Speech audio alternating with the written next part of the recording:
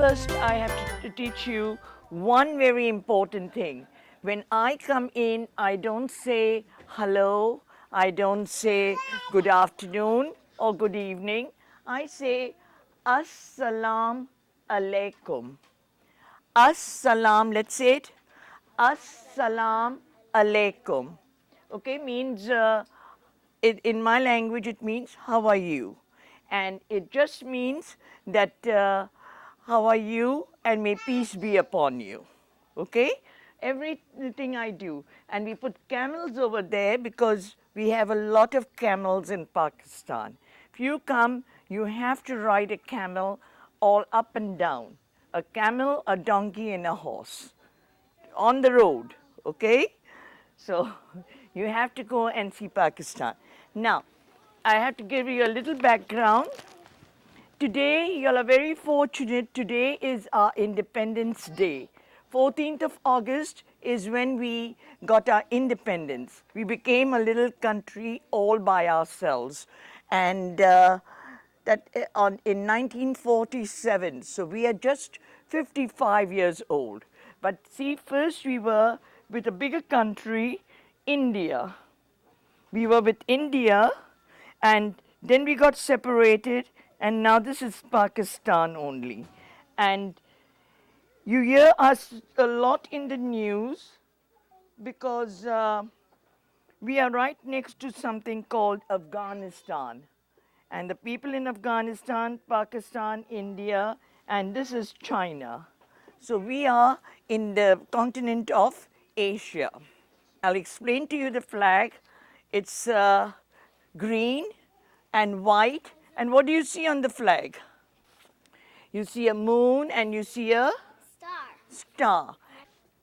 Pakistan, the meaning of Pakistan is a pure, clean place. Pakistan is a pure, clean place, and every time we have the star, it points up that way, and the crescent, and we've got the star. And this shows us that we are a peaceful country, we are a pure, you wouldn't say pure, simple people, peaceful country, and loving people. That's the green and the white denotes, okay? So now, since everyone has got a flag, let's do one thing.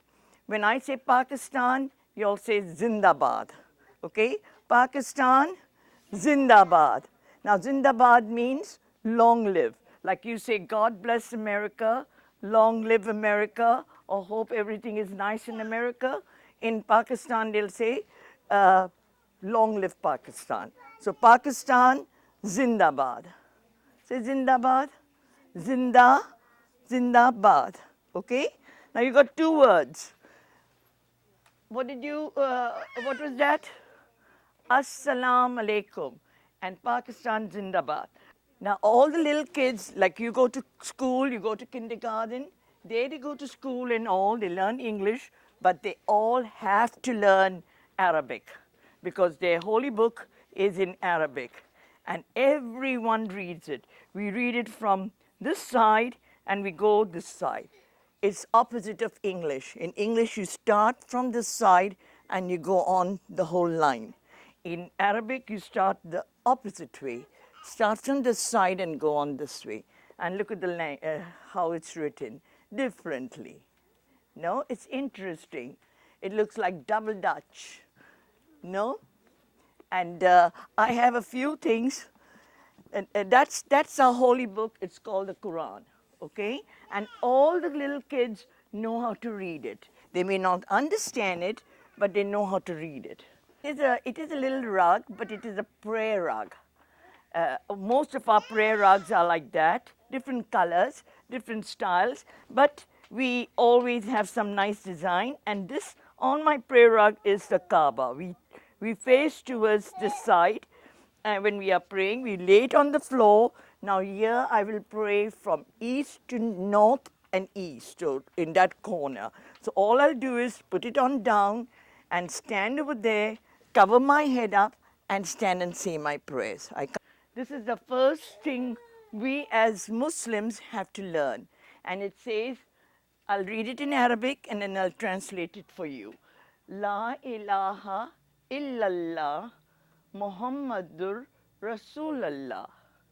Okay, it says there's only one God but Allah, and Muhammad is his prophet. Pakistani brides look. They're all dressed up and all. Now, normally they wear red, and this is a picture of my own daughter and son-in-law. Okay, they got married 2 years ago in America, but still they got married the traditional way and everything they wanted like back home.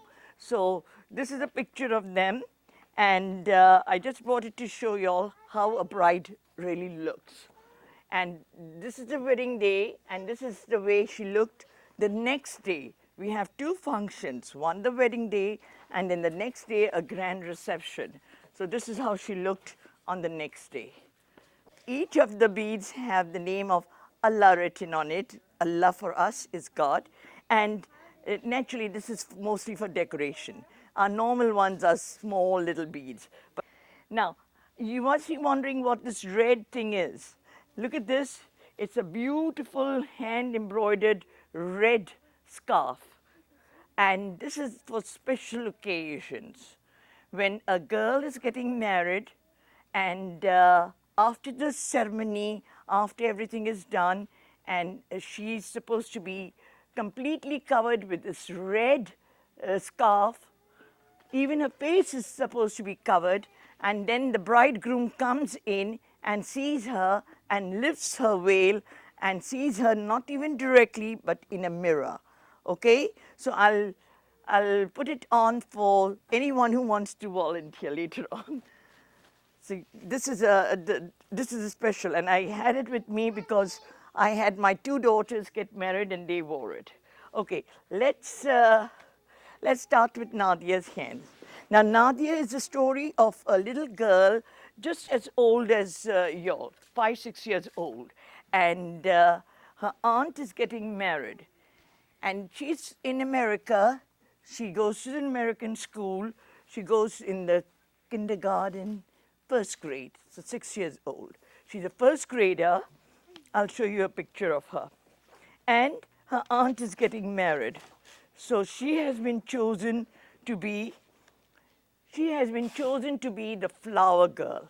Now, we don't have flower girls back home, but here, since we don't have too many of our people, we make one little girl the flower girl.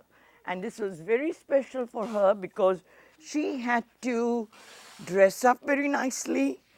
They had to do her hands very nicely.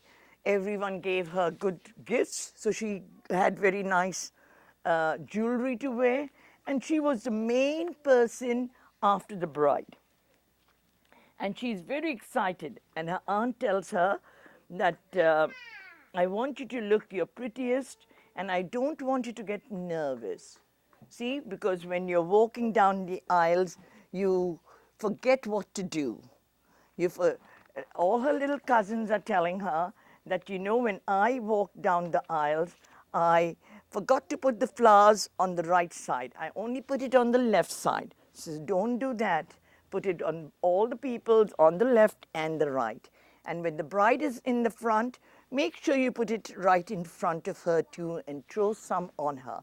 So Nadia gets a lot of instructions and she's very, very nervous. So there she goes. Her aunt is applying. She has to put her hands, cover it up completely with, we call it henna.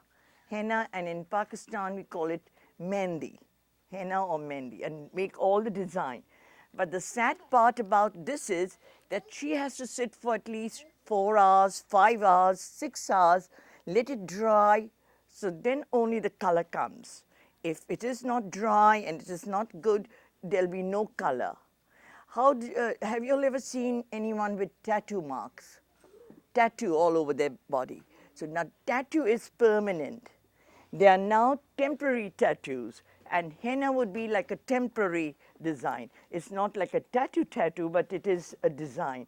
And nowadays, just people even do this because you see people having a little circle of flowers around their hand or around their ankles, and that's a temporary tattoo, that's henna. It's coming in fashion. See, from here it's going back and it's coming back here. Okay, so Nadia's hands are applied with henna, and then poor thing has to sit very quietly for 4 hours, 5 hours, till everything is dried up and everything is done. And her uncle comes, her grandfather comes, everyone gives her advice, everyone tells her, do this, do that, and all. And she's all alone because she can't do anything. She just has to sit and let her hands dry. One of her aunts brings her a very beautiful outfit. Another aunt brings her a very beautiful pair of earrings. And she is going now. That's the bride, that's the bridegroom, and they are walking up the aisles. And she's got the flowers, and she's remembering not to get nervous. And she goes, all Nadia is now worried about is what happens when I go to school on Monday. What will people tell me? They'll see my hands all colored, all designed. They'll make fun of me because no one's hand is like that. And she's very worried. And then her aunt tells her, don't worry. Like people go to school and do show and tell. They get their own teddy bear, they get their own little things from gifts from other places, and they do show and tell. So you can do show and tell about your hands to your whole class and tell them why you did that. Okay? So that makes Nadia feel very nice. And then the whole wedding takes place, and everyone is admiring her. So that was little Nadia's hands. Ramadan. This is one of our most important months, and it's soon coming up.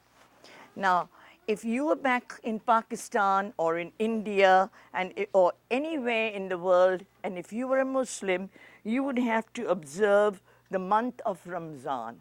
And Ramadan is something very, very strict. You have to fast the whole month. No eating, no drinking, for when the sun rises to the sun sets. How many hours do you think that is? Who can tell? 12 hours. Sometimes 12, sometimes 14, sometimes 10, sometimes 8, depending upon the season. And we change our season because we are in lunar calendar. We go according to the moon.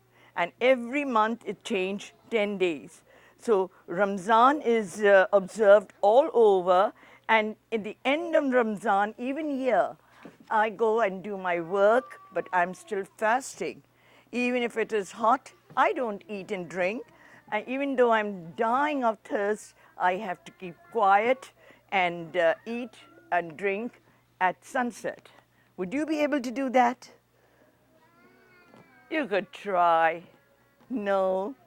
No, you'd feel hot. But okay, because you're all small, you have to be 10, 12 years old before you do it. And since we are in a library, I have to sing a song about a library, books, okay? And anything doing with books. So let's try. First word, parhoge, parhoge, parhoge, parhoge. लिखोगे लिखोगे बनोगे नवाब. Okay, what